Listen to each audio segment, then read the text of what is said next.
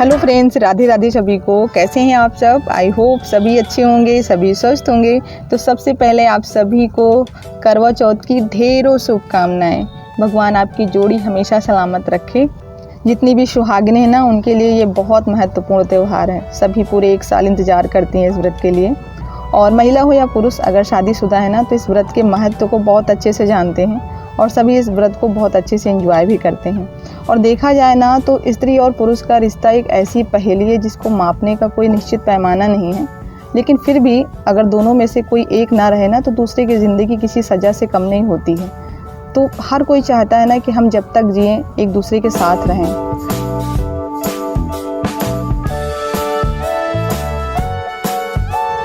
और ये मम्मी की साड़ी है। उस दिन मैंने इसी में फाल लगाया था, लेकिन पीको नहीं कर पाए थे, तो यही वाली मम्मी साड़ी कल पहनेंगी। रेड कलर की है ना, तो सही रहेगा। पूजा पाठ में रेड या फिर येलो, यही सारे कलर पहने जाते हैं। तो इसमें पीको करना है। पीको करने के लिए ये पहले धागा निकाल लेंगे, उसके बाद फिर ये पूरा सीधा कट जाएगा। कुछ भी देखना नहीं रहता है कि साड़ी कैसे सीधी कट करें, तो बहुत अच्छे से पीको हो जाता है। अगर सीधी कटिंग रहती है साड़ी में ना, तभी पीको में फिनिशिंग आती, नहीं तो फिर पीको सही से बनता नहीं है। और अभी मैंने बालों में कलर लगाया है, क्योंकि ये बहुत बड़ा काम है। एक बार ये हो जाए ना, तो मुझे लगता है कि मेरे पूरे काम हो गए। तो बाल में कलर लगा के तब काम शुरू किए हैं। अभी मच्छरदानी पहले फिट करके रखे हैं, क्योंकि शाम के टाइम में इस समय मच्छर बहुत लगते हैं, तो बीमारियों का खतरा थोड़ा सा ज़्यादा बढ़ जाता है ना, तो इसीलिए मच्छरदानी फिट किए हैं। उसके बाद ये पूरा पीको को करके मम्मी की साड़ी फिट करके रख दिए हैं। ब्लाउज, पेटीकोट सब पूरा एक जगह पर रख दिए हैं, ताकि ढूंढना ना पड़े कल। तो अभी कलर सूख गया है, मैंने बाल धुल लिए हैं। और अभी ऊपर की सफाई करनी, क्योंकि पूजा वूजा हम लोग छत पे करते हैं ना, तो मैं सोच रही हूँ कि आज साफ़ सफाई वाला काम कर दें। जितना काम आज हुआ रहेगा ना, कल के लिए आराम रहेगा। और मम्मी को आज पता नहीं क्या सुबह से ही प्रॉब्लम है, BP लो की, तो उनको मैं नमक पानी का घोल दे रही हूँ। और सम्राट अभी कोई शिकायत कर रहे हैं विराटू की। इनकी दोनों की 1 मिनट के लिए भी नहीं पड़ती है। कह रहे मम्मी, इनको हम अपने पास पढ़ने नहीं देंगे। जो ये मच्छरदानी फिट किए हैं ना, ये सम्राट के लिए ही फिट किए हैं। दरअसल वो पढ़ता है ना शाम के टाइम, तो फिर बहुत मच्छर लगते हैं।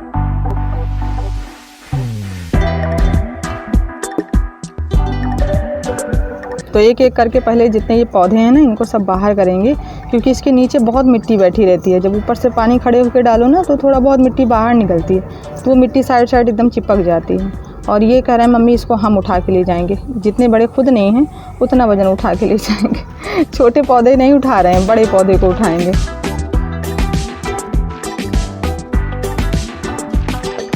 और पिछले कई दिनों से इतनी मिन्नतें कर रहे हैं कि भगवान बारिश बंद कर दो, नहीं तो करवा चौथ का मज़ा किरकिरा हो जाएगा। तो भगवान ने सुन ली है। खैर, आज मौसम साफ़ हो गया है। अगर ऐसा ही रहा ना, तो कल अच्छे से पूजा हो जाएगी। आप लोग देख ही रहे हो, धूप बढ़िया निकली है चमचमाती हुई। तो गर्मी लग रही थी। अभी तक बाल खोले थे सुखवाने के लिए, लेकिन फिर चिपकने लगे इधर उधर, तो काम करने में फिर मन नहीं लग रहा था। तो बाल में क्लचर लगा लिए हैं। इधर झाड़ू लगाने में परेशान हो गए हैं, बहुत देर से लगा रहे हैं। जितनी बार हम झाड़ू से कूड़ा इधर करते हैं, हवा चलती है, फिर वो कूड़ा उधर पहुंच जाता है। और सफाई करने के बाद आज मैंने पौधों की थोड़ी सी जगह बदल दी है। एलोवेरा के जो भी पौधे थे ना, इनको मैंने सब पास पास रख दिया है। मुझे लगा ये भाई बहन सब सोचते होंगे कि हमको इतना दूर दूर क्यों रखा है, तो सबको नज़दीक नज़दीक रखती हैं। और इधर साइड में ये सुदर्शन का पौधा है। यहाँ पर एक एलोवेरा का भी पौधा पड़ा, ये देखो। लगभग 1 महीने हो गए मैंने इसको उखाड़ के फेंक दिया था। इसके बावजूद देखो, इसने खुद को ज़िंदा रखा है। इसमें छोटी छोटी जड़ें निकली हैं बहुत सारी। और ये शायद मुझसे कह रहा है कि अगर मुझे अभी भी ज़मीन मिल जाए ना, तो मैं एक बड़ा पौधा बन सकता हूँ और कई सारे पौधों को जन्म भी दे सकता हूँ। कुछ लोग मुझसे पूछ रहे थे कि संकल्प शक्ति क्या है। तो संकल्प शक्ति का ये ताज़ा तरीन उदाहरण है कि अगर आप किसी काम को लेकर संकल्पबद्ध होते हो ना, तो आपके रास्ते में आने वाली कठिनाइयाँ चाहे जितनी भी बड़ी क्यों ना हो, लेकिन वो आपसे जीत नहीं सकती हैं।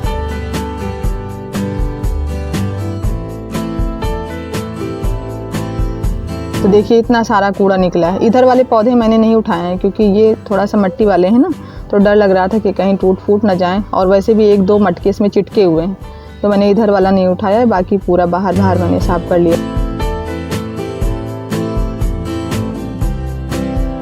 और आज हमने ये नया वाला ब्लाउज पहना है ना, तो गर्मी बहुत ज़्यादा लग रही है। और दूसरा, इसकी आस्तीन भी थोड़ी सी बड़ी है ना, तो इससे मुझे लग रहा है ना कि गर्मी ज़्यादा है। क्योंकि हमेशा मैं छोटी आस्तीन के ही ब्लाउज पहनती हूँ, मुझे वही सबसे ज़्यादा पसंद होते हैं। और यहाँ पर लगने जा रही है करवा चौथ की मेहंदी। तो दाहिने हाथ में मेहंदी लगाने में बहुत प्रॉब्लम होती है। आप लोग लगा लेते हो, हम तो नहीं लगा पाते हैं, बाएं हाथ से कोई भी काम अच्छे से नहीं कर पाते हैं। तो जब दाहिने हाथ में मेहंदी लगाना होता है ना, तो मैं ऐसे ही जुगाड़ करके लगाती हूँ, जुगाड़ू वाले डिज़ाइन बना लेती हूँ, तो अच्छे बन जाते हैं। ऐसे तो बनाएंगे तो भी उल्टा सीधा बनेगा। तो वैसे तो मेहंदी लगाने का सबसे बढ़िया अच्छा टाइम होता है रात वाला, लेकिन रात में एक हाथ में लगा लेते हैं बाएं हाथ में, फिर मेरा दाहिना हाथ जो है ना वो हमेशा खाली रह जाता है। तो दोनों हाथ एक साथ तो भर नहीं सकते हैं, तो दाहिने हाथ में दिन में लगा लेंगे और रात में फिर बाएं हाथ में लगा लेंगे।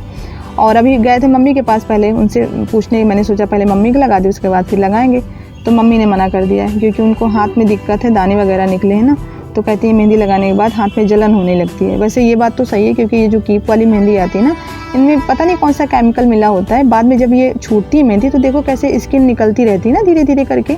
और मैंने अभी थोड़े टाइम पहले देखा है कि वो ओंठ पर लगाते हैं ये कीप वाली मेहंदी, लेकिन ये बहुत ख़तरनाक है क्योंकि हमारे जो होंठ की स्किन होती है ना बहुत सेंसिटिव होती है, तो वहाँ पर ऐसी केमिकल की चीज़ें लगाना मेरे हिसाब से सही नहीं है।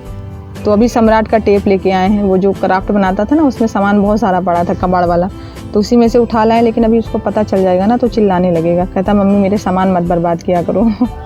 और इस तरह के टेप ना बहुत अच्छे लगते हैं चमकीले वाले, और ये विराटू का शॉर्पनर है। इससे भी मेरी डिज़ाइन बन जाएगी। मैं देख रही थी कि किससे किससे मैं डिज़ाइन बना सकती हूँ।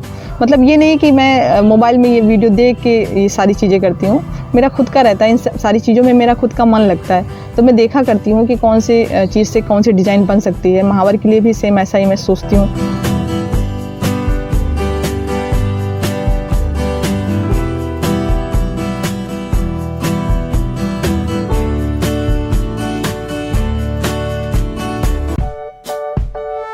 और मेहंदी लगाने के बाद मैंने सोचा था कि आधे घंटे तक लगा के रखेंगे, थोड़ा सा सूख जाएगी, उसके बाद छुड़ा के जाएंगे मार्केट शॉपिंग करने। लेकिन वो मेरी सारी तैयारी धरी रह गई, क्योंकि बहुत कुछ ऐसा होता है जो आप नहीं सोचते हो, क्योंकि ज़िंदगी हमेशा अपनी योजना से चलती है, आप चाहे जितनी प्लानिंग कर लो।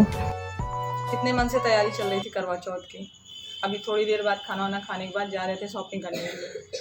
मैंने सोचा था आईब्रो बनवा लेंगे और जो सामान खरीदना है सामान सब खरीद लेंगे। पूरा प्लान यही बना था पूरे दिन का, लेकिन वो प्लान धरा का धरा रह गया। सब अच्छे से चल रहा था, अचानक से फ़ोन आया मामा के यहाँ से, मम्मी की जो भतीजी हैं सबसे छोटी वाली, अभी ज़्यादा उम्र नहीं होगी, 2-3 साल हुए हैं शादी को, 2 छोटे छोटे बच्चे हैं उनके, वो एक्सपायर हो गए हैं।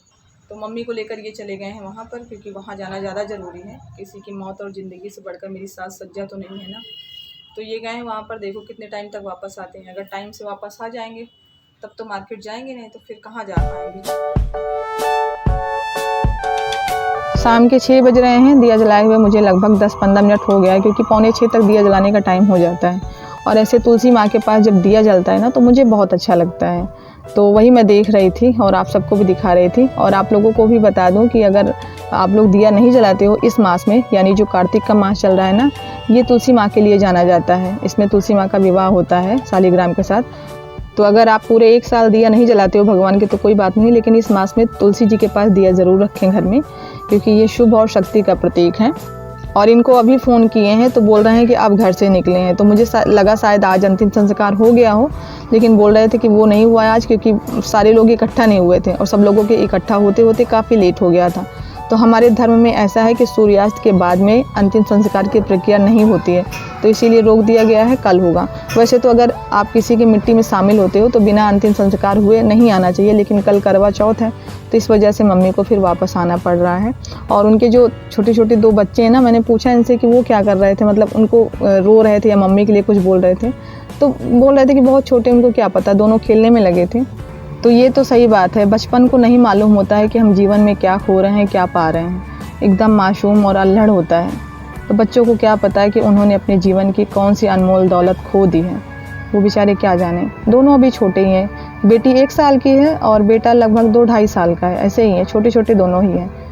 बदलते दौर में अब क्या है ना कि अगर पत्नी मर गई है तो पति को दूसरी पत्नी मिल जाती है, पति मर गया है तो पत्नी को दूसरा पति मिल जाता है। लेकिन इस बदलते दौर में भी ये सच नहीं बदला है कि अगर बच्चों के माँ बाप एक बार छिन जाए ना तो वो जीवन में दोबारा नहीं मिलते। तो करवा वगैरह मैंने सब बाहर करके रख लिया है। सोचा तो था कि आज सब साफ़ कर लेंगे, लेकिन आज टाइम नहीं मिला और खाना पीना भी काफ़ी लेट हुआ है, 10:30 बज रहे हैं, तो ये सारी चीज़ें कल साफ़ करेंगे। तो इसी के साथ ब्लॉग को एंड कर रहे हैं। पसंद आया हो तो लाइक कीजिएगा, नए हो तो चैनल को सब्सक्राइब कर लीजिए। मिलते हैं नेक्स्ट वीडियो में, तब तक के लिए आप लोग अपना ख्याल रखिए। Bye bye.